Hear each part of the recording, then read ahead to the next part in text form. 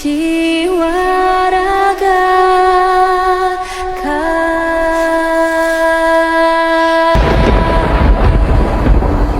Indonesia is the most beautiful land in the universe.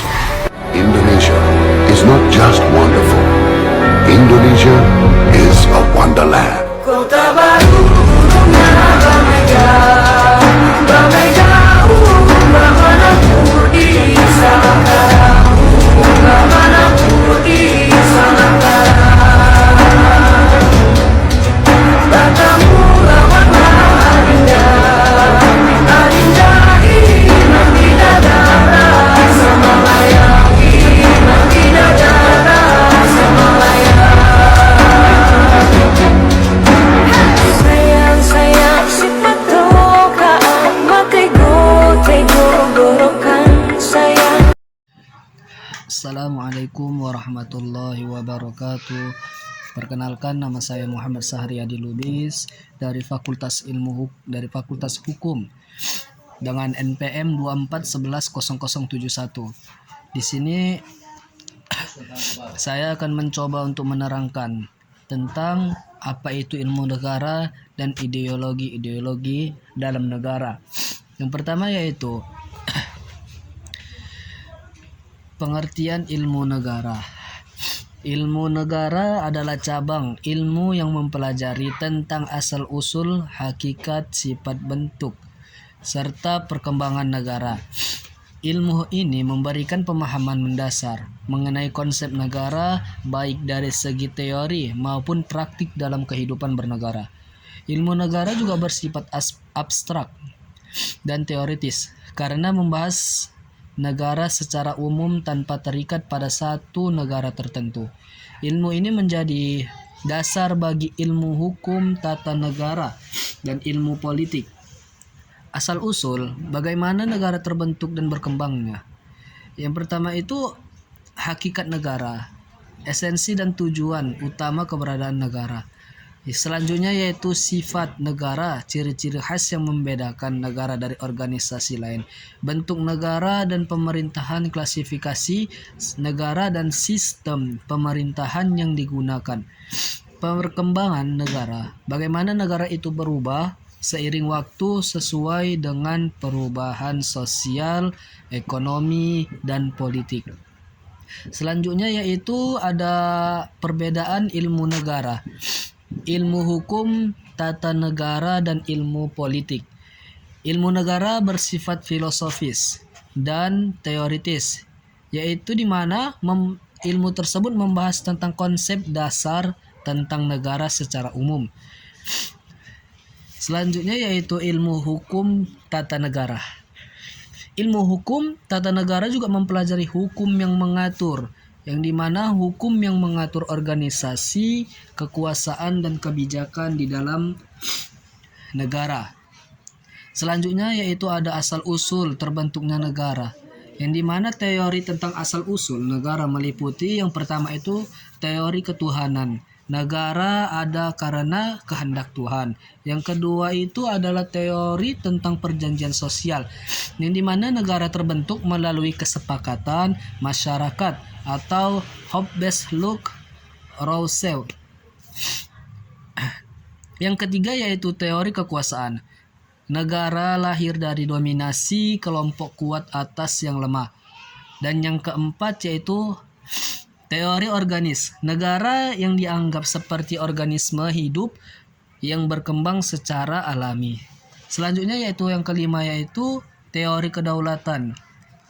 Teori kedaulatan negara, yang dimana negara muncul karena adanya kekuasaan tertinggi yang diakui oleh seluruh negara.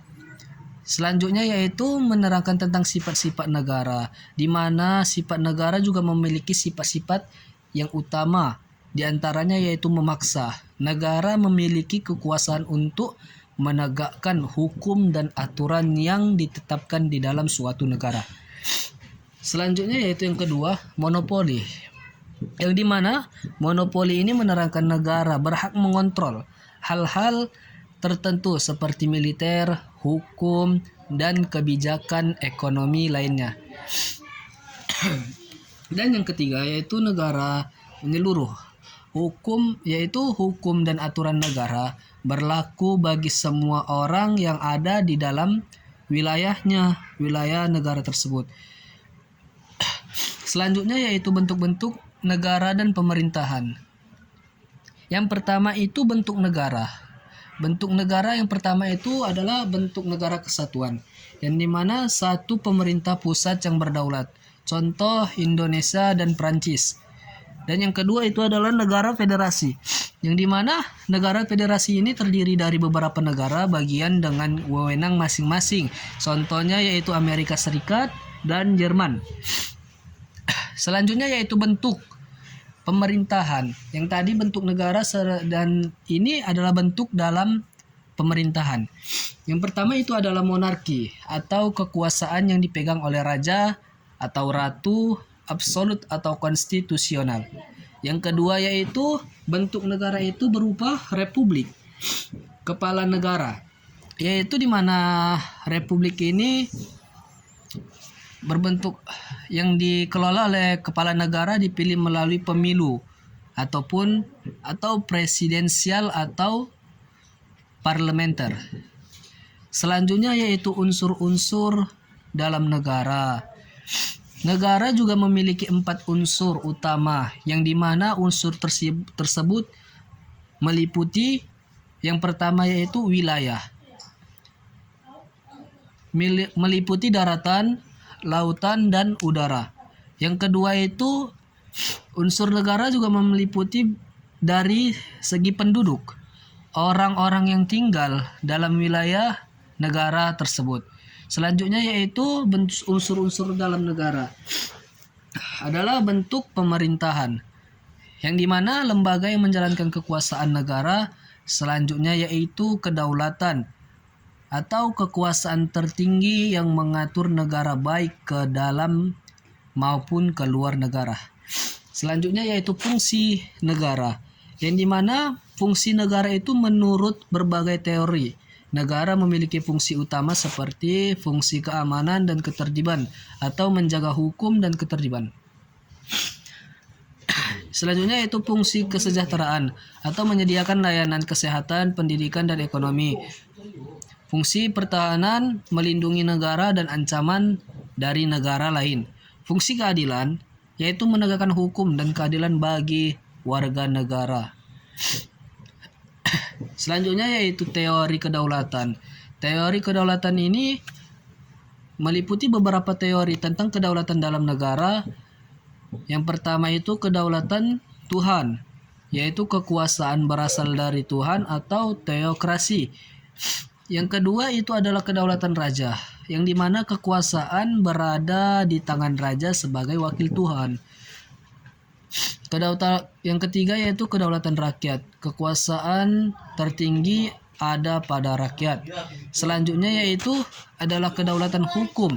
Negara harus tunduk pada hukum dan aturan. Selanjutnya yaitu ada perkembangan negara dalam sejarah, di mana negara mengalami perkembangan dari masa ke masa hingga sampai sekarang. Yang pertama yaitu negara kota. Bentuk negara yang awalnya negara itu kecil seperti polis di Yunani. Yang kedua itu negara kekaisaran, yang dimana negara dengan wilayah luas di bawah satu penguasa atau contohnya yaitu kekaisaran Romawi. Selanjutnya yaitu negara nasional, muncul secara revolusi Prancis dan berlandaskan nasionalisme. Negara modern mengadopsi sistem demokrasi, konstitusi, dan hak asasi manusia. Selanjutnya yaitu kita juga menerangkan tentang bagaimana ideologi dalam negara. Yang pertama itu kita harus mengetahui definisi tentang ideologi negara. Definisi dalam ideologi negara adalah sistem gagasan nilai dan keyakinan yang menjadi dasar dalam mengatur kehidupan bernegara dan berbangsa. Ideologi berfungsi sebagai pedoman dalam menyelenggarakan negara, termasuk dalam aspek politik, ekonomi, sosial, dan budaya. Ideologi juga berperan dalam menentukan arah kebijakan suatu negara serta membentuk identitas nasional yang membedakannya dari negara lain. Seterusnya yaitu fungsi ideologi dalam negara.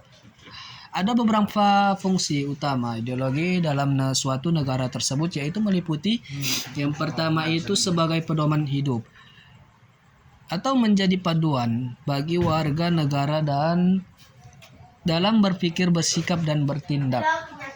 Yang kedua itu sebagai perekat persatuan dan kesatuan, menginteraksikan masyarakat dengan berbagai latar belakang sosial, budaya, dan agama. Selanjutnya yang ketiga sebagai sumber inspirasi dan motivasi, yang dimana mendorong masyarakat untuk mencapai tujuan yaitu tujuan nasional.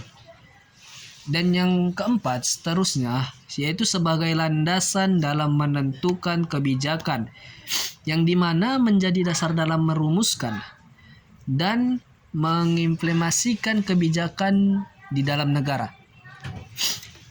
Seterusnya yaitu yang kelima yaitu sebagai identitas nasional, yang dimana ini juga menerangkan identitas nasional itu membedakan negara tersebut dari negara lain berdasarkan nilai dan prinsip yang dianutnya. Macam-macam teori di dalam ideologi negara. Teori ideologi negara, terdapat beberapa teori utama yang menjelaskan tentang ideologi negara, di antaranya yang pertama itu teori Karl Marx atau ideologi sebagai alat kekuasaan. Menurut Karl Marx, ideologi adalah alat yang digunakan untuk kelas penguasa atau bourgeois untuk mempertahankan dominasinya atas kelas pekerja atau proletar. Negara dengan ideologi kapitalisme cenderung melestarikan ketimpangan sosial. Marx juga mengusulkan ideologi komunisme sebagai solusi untuk menghapuskan perbedaan kelas sosial dan lain-lain.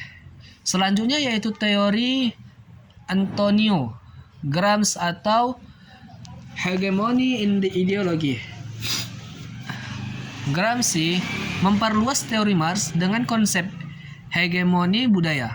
Menurut kelas penguasa, tidak hanya mengendalikan negara melalui kekuasaan ekonomi dan politik, tetapi juga melalui kontrol terhadap pemikiran dan budaya masyarakat itu sendiri.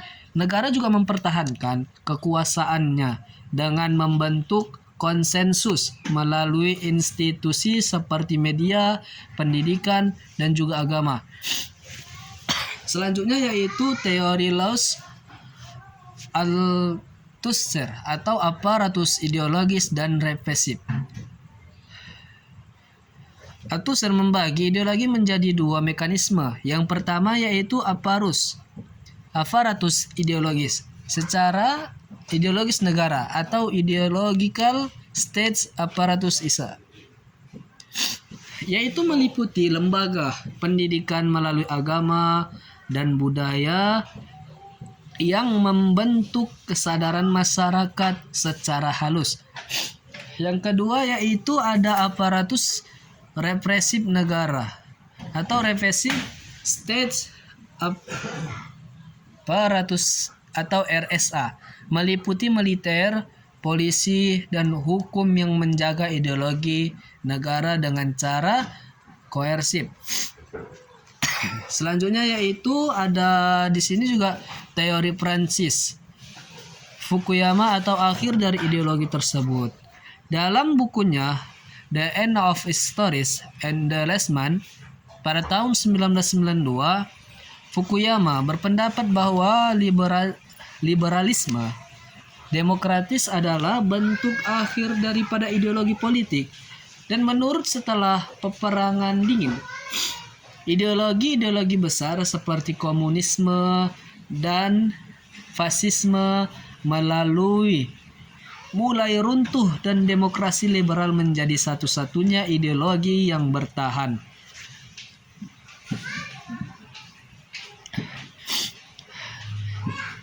Selanjutnya yaitu ada macam-macaman ideologi di dalam negara. Beberapa ideologi negara yang pernah dan masih ditetapkan di dunia meliputi yang pertama itu ideologi liberalisme, yaitu menekankan kebebasan individu dan hak asasi manusia. Negara hanya bertindak sebagai pengawas dan tidak perlu ikut campur tangan dalam kehidupan masyarakat. Contoh negara Amerika Serikat dan Inggris serta Perancis. Demikianlah penjelasan tentang ilmu negara dan ideologi-ideologi di dalam negara. Saya akhiri dengan salam wabillahi taufik wa hidayah. Assalamualaikum warahmatullahi wabarakatuh.